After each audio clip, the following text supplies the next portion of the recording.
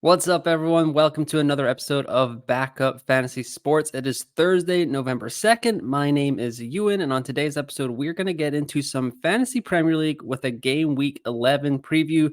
Lots of wild cards played in Game Week 10, lots of hauls caught, some missed. Saka disappointing, Haaland returning, Salah getting lucky, Watkins disappointing. Lots of swings in the captaincy and lots of decisions that went one way or the other. Hopefully they all went well for you. Let me know how you did in the comments below. Before we get started on today's episode, if you could like and subscribe to the channel, we'd greatly appreciate it. And follow me on X at YouIn or YouOut. Always appreciate any feedback and talking about Fantasy Premier League or F1 Fantasy, which I also cover on this channel. But let's get right into it here with a quick review of how my team did in Game Week 10. 68 points, small red arrow, almost like a gray arrow at that point. 13,000 spots went down. Captain Salah against Nottingham Forest came through, maybe a little bit lucky there. Thank you, Matthew Turner. Haaland was phenomenal. Ollie Watkins, not so good. Son started the week off well with 10 points thanks to that late Crystal Palace goal. Areola disappointed. Newcastle was bad. Simicus and Cash came through for me.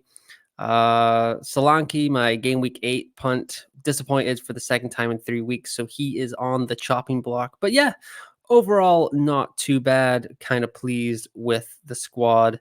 And in a good spot for Game Week 11, but I am struggling to kind of see where I'm going to move this week, if I move at all. Let's get into the fixtures for this week. It is a 3-day game week with Saturday starting us off and then the Monday night football game. Fulham Man United kick us off on Saturday at the lunchtime game. Then it's Brentford, West Ham, Burnley, Crystal Palace, Everton, Brighton, and in the 3 o'clock games. With Man City and Bournemouth as well. I've got that wrong there on the graphic. Apologies about that. Sheffield United and Wolves also on a Saturday 3 o'clock game. And then Newcastle and Arsenal is the Saturday 5:30 p.m. game. All times in the UK. With the time change in Europe, Germany, UK, these are all 1 hour earlier in the States. Time zones are confusing. Then on Sunday, we've got 2 games with Nottingham Forest, Aston Villa at 2 p.m. UK time, and then Luton and Liverpool on Sunday as the afternoon game, 4:30, I believe, is that time. And then on Monday night, we've got Spurs and Chelsea at 8 p.m. on Monday night. So lots of action to get into there. Let's see who's going to be looking good in the fixture ticker over the next 5 game weeks. Best teams here are Palace, Brighton, Forest, Burnley, and Sheffield United, with the worst teams being Chelsea, Luton, Brentford, Bournemouth, and Villa. So Villa's fortunes have turned here. They were on the fixture ticker as the best team last week, but their good fixtures are running out quickly here. So Palace line up with Burnley, Everton, Luton, West Ham, and Bournemouth. Brighton have Everton, Sheffield United, Nottingham Forest, Chelsea, and Brentford. So some really good fixtures for the Seagulls coming up. Nottingham Forest have Villa, West Ham, Brighton, Everton, and Fulham. A little bit of a mixed bag there. Not sure you can really go anywhere. Maybe Everton at home could be a clean sheet game for Matt Turner if he keeps his spot. Burnley and Sheffield United wouldn't really go anywhere near these assets, but Charlie Taylor did return with a 6-pointer last weekend. Burnley has Crystal Palace, Arsenal, West Ham, Sheffield United, and Wolves, while Sheffield United has Wolves, Brighton, Bournemouth, Burnley, and Liverpool in their next 5. For the worst teams here, Chelsea, Luton, Brentford, Bournemouth, and Villa. Chelsea start off with Tottenham, then they've got Man City, Newcastle, Brighton, and Man United. Before Luton, and then Luton have Liverpool this weekend, then Man United, Crystal Palace, Brentford, and Arsenal. Brentford go West Ham, Liverpool, Arsenal, Luton, Brighton.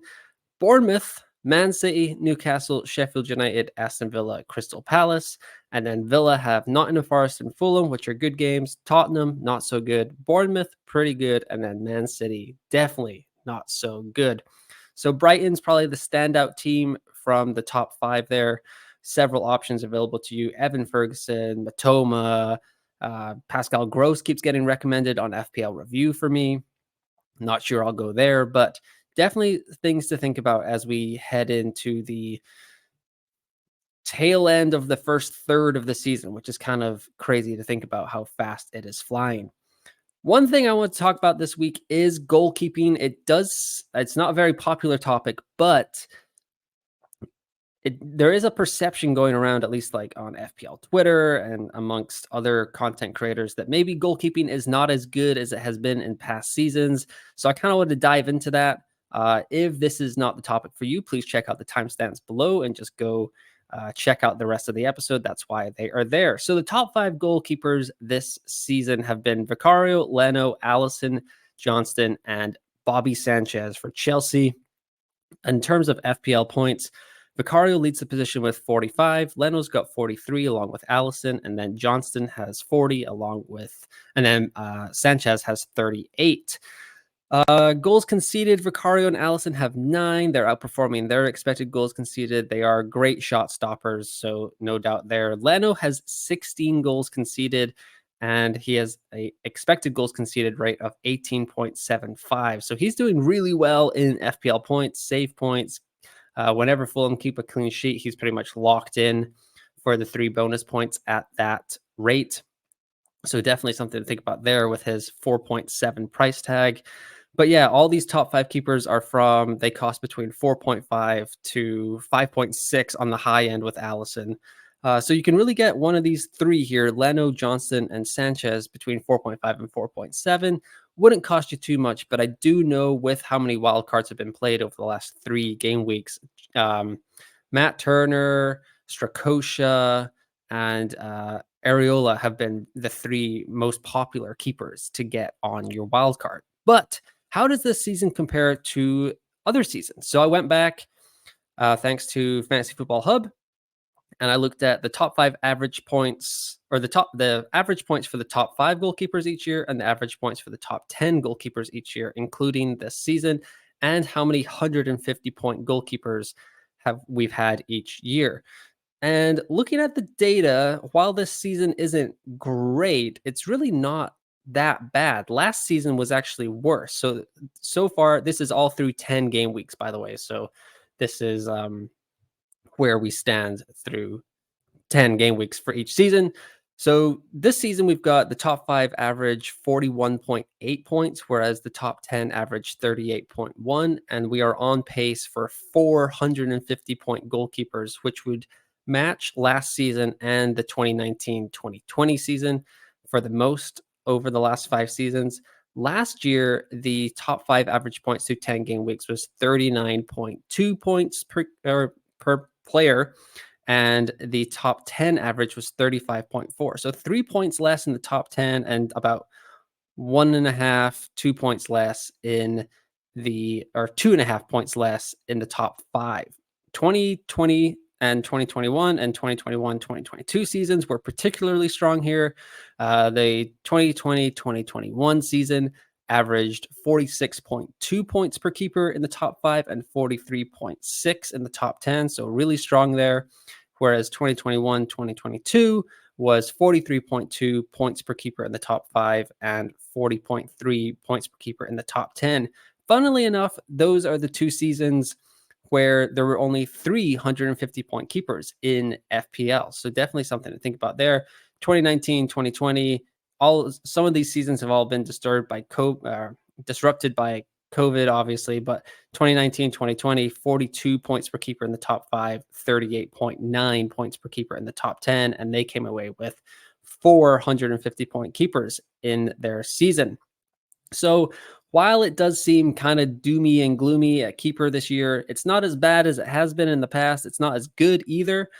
But I wouldn't really be using a transfer to get the keepers in and out. Everyone's not doing all that well. Areola was 6th on the list that I showed in the previous slide, just missing out in the top 5. So there's no standout keeper. The premiums aren't doing that well. The cheap goalkeepers aren't doing that well. The mid price is doing all right, but at this point, we've made our bed with most of us playing the first wild card for this half of the season. So we're just going to probably stick with what we have.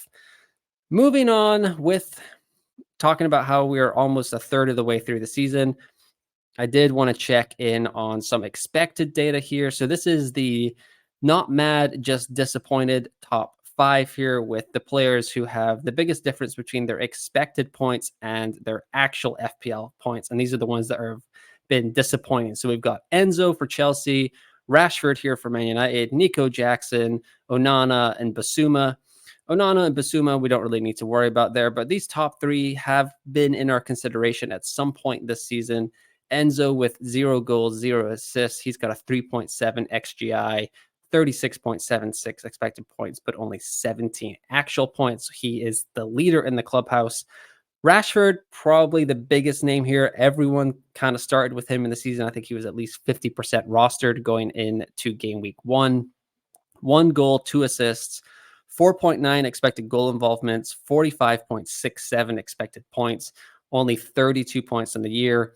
Man United have had very favorable fixtures at various points throughout the first 10 game weeks, and Rashford and Bruno Fernandes and Rasmus Højlund have not been capitalizing at all on these easy fixtures. Rashford is not playing with the same kind of joy that he was playing with in the middle part of last season. Is it possible that that was just a purple patch? And I think in one of the Rotoballer write-ups over the last couple of weeks, it was that he scored 2 goals since like game week 34 last year. So costing 8.5, 9 million in that range, just not getting it done and does not need to be on our FPL teams right now. Nico Jackson, whew, roller coaster that we had with him for the first 6 game weeks there. 2 goals so far this season, 5.0 expected goal involvement, but he is letting us down with 34.1 expected points and 21 actual points, thanks to his 5 yellow cards already had a suspension for the yellow cards. So Nico Jackson, his time is running out. Chelsea's getting healthier, and I expect a lot more competition for him up front there. Moving over to the top of the class here, who are the 5 players that are overperforming their expected metrics. It's Sung Hyung Min, Ollie Watkins, Jensen, Julian Alvarez, and Hee-chan from Wolves. He's come on very hot recently. He's got 6 goals, 1 assist on the season. He's overperforming by 16.92 points. So good job by him. But Son, Watkins, Julian Alvarez, most of us have had them in our team at some point this season. Some of us might have them all in their team at this point. I have Son and Watkins right now, so doing quite well, despite Ollie Watkins not coming through in game week 10 against Luton. Career high or season high 1.40 expected goal involvement and 0 returns was a little disappointing, but I think it was on the FML FPL pod last week. They were saying that he's like way overperforming his expected assists. He's got several FPL assists, like off of free kicks and penalties and just random passes to people. So some regression to the mean there for Ollie Watkins, despite it being a very favorable fixture. But Sung Hyung Min here leads the pack, 8 goals, 1 assist, 6.3 expected goal involvement, 54.35 expected points, but actually 78 FPL points this season, 23.65 points over his expected numbers. He is getting all the Harry Kane goals this season. He's getting tap-ins. He's still got his elite finishing.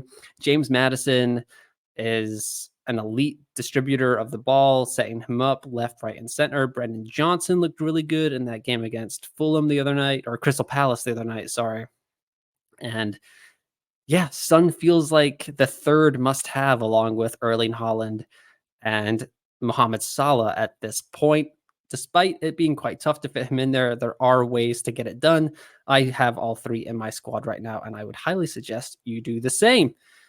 Cap me if you can. Let's see. Game week 11. Haaland is probably the choice, but we do need to talk about Mohamed Salah. So I just wanted to list their stats out here for game week 11, as they both have tasty fixtures.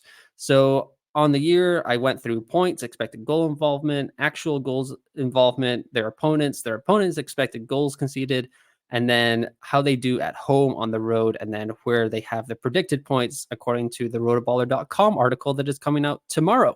So Haaland's here with 79 points, Mohamed Salah 83.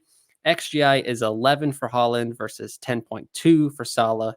Actual goal involvements 13-12. This weekend, Holland plays Bournemouth at home, while Salah has Luton away. For expected goals conceded, thanks to FP or FBref.com, uh, Bournemouth is 19th and Luton is 18th. And then points per split here. So that means I wanted to classify or clarify this. So how many points does Holland score when he plays at home? And how many points does Salah score when he plays on the road? That's kind of what I meant there. So Holland averages 9 points per game at home, while Salah averages 7.2 points per game on the road. And then for predicted points this week, Holland sits at 8.4 and Salah sits at 7.45. So all of these stats are kind of telling me that Holland is the guy to go with. He just scored 2 goals and an assist in the Manchester Derby. He scored a couple of goals midweek last week in Champions League. He's had the whole week off because Man City aren't in the Carabao Cup. It's all just lining up too well for Erling Haaland to kind of just bag a hat trick and be a great captain for our sides. Went with him in game week 9. It didn't work out too well there. He did all right, but not great. But this weekend against Bournemouth should be a fantastic asset. But if you don't have Haaland, Salah is the easy choice. If you don't have Haaland, Haaland is the easy choice. So one of these two guys needs to be your captain this week. I don't think it's going to be different, or it's not going to be tough between each one. You should go with Haaland if you have both, is what I'm trying to say. But yeah, if you don't have Haaland, Salah is a great option, and there are no other options outside of these two for me. That's what I was trying to say. How is my team looking going into game week 11? I don't feel great about it, but I don't, as of right now, Thursday, 8 a.m. Germany time, I don't really have a way of which I'm leaning to use my free transfer if I'm going to use it at all. Right now, I'm lining up with Areola in goal, Cash, Simicas, and Pau Torres at the back, with Ward-Prowse, Saka, Son, Salah in the midfield, then Haaland, Watkins, and Solanke up front. I do want to get rid of Solanke. I was trying to be patient, but Brian Mbeumo went up in price this week. I was going to go to him. I missed the price rise, so now I can't go from Ward-Prowse to Mbeumo. So now I've got a kind of tricky situation on my hands here. So I went to FPL Review, see what they say. They say roll the transfer is option 1 there. Option 2 is Ward-Prowse to Pascal Gross, and option 3 is Matty Cash to Gvardiol over at Man City. I'm not loving any of those options, but FPL Review has suggested that I go Ward-Prowse to Brian Mbeumo for about 3 straight weeks now, and I ignored it, and it has cost me quite dearly. I don't even want to go onto livefpl.net's what if thing to figure out where I would be if I had just transferred in Brian Mbeumo for James Ward-Prowse. Transfers for the Fantasy Football Hub here, they recommend rolling my transfer as well, and they're saying Ward-Prowse to Matoma could be an option, which I like a little bit more. It's more exciting. With Brighton's upcoming fixtures, they were right there on the fixture ticker that I went over earlier. So definitely something I'm thinking about there. But if I just go back to my squad, I got to get Solanke out of there. He didn't do it. He had a chance to kind of be in the side. Bournemouth has some good fixtures coming up in the next few games, or like after this next recent run, the fixtures eventually turn for them again. So Solanke could be back on the menu at that point. But if I bring him down to like a 4.3, 4.4, 4.5 forward, I can do a lot of surgery with my team. So there is this scenario in my mind where I go Solanke down to like an Archer, and then I bring Cole Palmer in at 5 million, and then I upgrade James Ward-Prowse to Brian Mbeumo for -8. Kind of drastic. But it's so crazy, it might just work. But as you can see, my head is kind of all over the place right now as of Thursday morning. Going to wait for the press conferences, just make sure everyone got through the Carabao Cup okay, unscathed. Liverpool played a pretty strong side against Bournemouth last night. They came through 2-1, so they are off to the quarterfinals. So just want to make sure that everyone's fit, everyone's well, and before I make any moves, unless there are any drastic price rises coming up on the horizon. But not a super eventful game week in terms of topics to kind of discuss. So just wanted to touch on goalkeepers, expected data, that kind of thing. Just a quick check-in because the schedule is coming thick and fast in December. We're going to have a midweek game week, 3 game weeks inside 7 days. So rest up, be prepared for that. We've got an international break coming up as well. So certainly a lot to think about in FPL over the next month or so. And then it's the Christmas period. And then it's like, oh my goodness, we're already halfway through the season. So definitely lots to think about. Just feels like one of the more relaxed game weeks that we've had in a while. So I kind of appreciate that. Just kind of settle down. Rolling the transfer is probably the sensible option over taking a -8. But you never know. There's a lot of time between now and Saturday afternoon. But once again, if you have liked the video, just give it a like. We'd really appreciate that. If you want to keep in touch or know whenever videos are getting posted, you can subscribe to the channel as well, or follow me on Twitter at UN or you out. But good luck in game week 11. Hopefully, whatever transfers you are making go well. Thanks for listening, and I will talk to you next time.